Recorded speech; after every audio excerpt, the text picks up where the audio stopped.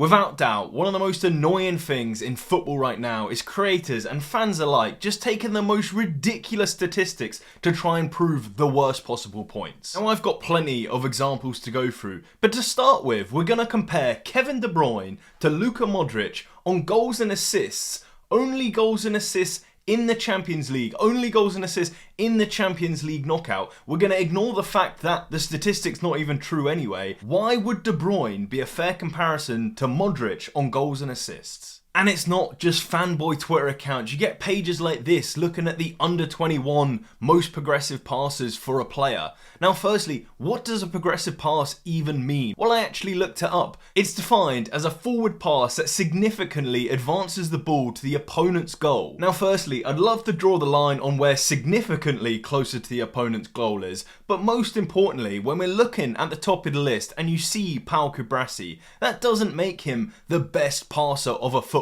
of an under 21s player. Quite simply, it's because Barcelona's high line, where they start in the opponent's goal pretty much anyway, that's obviously gonna manipulate the statistics. Even some of the biggest football creators are at it every week. Because apparently Murillo from Nottingham Forest has the highest successful take-on percentage of any player who has attempted 25 this season. Firstly, we're going for take-on percentages for a centre-back. Then we're going to, you've got to have attempted 25 for some reason. It's just an unnecessary point. Anyone that's watched Nottingham Forest or even just seen the Premier League can probably predict that their young centre-back is doing quite well. We don't need these needless statistics to back it up. All you need to do is look at the list. Who's second, who's third in that list. I'm not saying they're bad players, but it's not a standout. It's not like Van Dijk's second or, Ruben Diaz is third. It's just cherry picking the most ridiculous stats and people just eat it up.